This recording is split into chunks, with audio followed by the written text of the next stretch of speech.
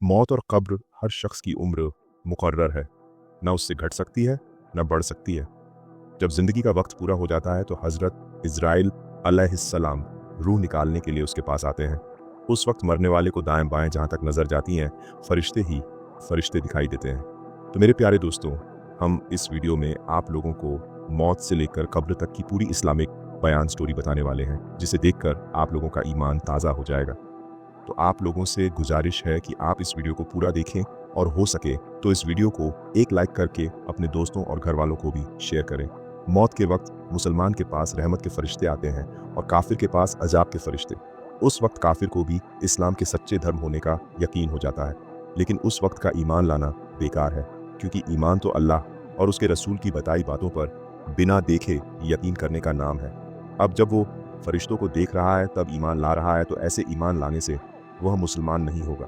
मुसलमान की रूह आसानी से निकाली जाती है और उसे रहमत के फरिश्ते इज्जत के साथ ले जाते हैं, लेकिन काफिर की रूह बड़ी सख्ती से निकाली जाती है और उसे अज़ाब के फरिश्ते बड़ी जिल्लत से ले जाते हैं। मरने के बाद रूह किसी दूसरे बदन में जाकर फिर पैदा नहीं होती, बल्कि क़यामत आने तक आलम बरज़ख में रहती है।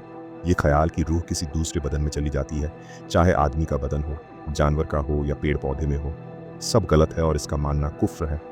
इसे आवागमन और तनासुक कहते हैं, जो इस्लाम में हराम है। मौत यह है कि रूह बदन से निकल जाए, लेकिन रूह मिटती नहीं बल्कि आलम बरज़ख में रहती है, और ईमान व अमल के हिसाब से हर रूह के लिए अलग अलग जगह मुकर्रर की जाती है। क़यामत आने तक हर रूह अपनी मुकर्रर की गई जगह पर ही रहेगी। किसी की जगह अर्श के नीचे होती है, किसी की आला इल्लियीन में, किसी की जमजम शरीफ में, किसी की उसकी कब्र पर, और काफिरों की रूह कैद रहती है किसी की बहूत में, किसी की सिज्जीन में, और किसी की उसके मरगट शमशान या कब्र पर। रूह मरती या मिटती नहीं बल्कि बाकी रहती है। वह जहाँ कहीं भी हो अपने बदन से एक तरह का लगाव रखती है।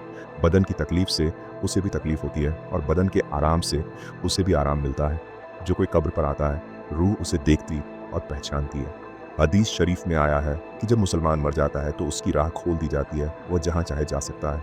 रूह के लिए कोई जगह दूर या नज़दीक नहीं बल्कि सब जगह बराबर होती है। जो ये मानता है कि मरने के बाद रूह मिट जाती है, वह बदमज़हब गुमराह है।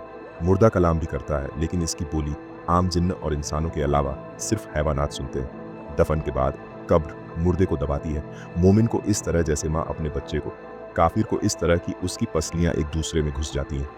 जब लोग दफन करके लौटते हैं तो मुर्दा उनके जूतों की आवाज़ सुनता है। उसके बाद मुनकर नकीर, दो फरिश्ते ज़मीन चीरते हुए आते हैं। उनकी शक्ल बहुत डरावनी होती है। बदन काला, आंखें बड़ी और नीली काली, जिनसे आग की लपटें निकलती हैं। सिर से पांव तक लंबे डरावने बाल होते हैं। उनके बड़े बड़े दांत होते हैं, जिनसे ज़मीन चीरते हुए आते हैं। वे मुर्दे को झंझोड़ कर उठाते हैं और बहुत सख्ती के साथ 3 सवाल करते हैं।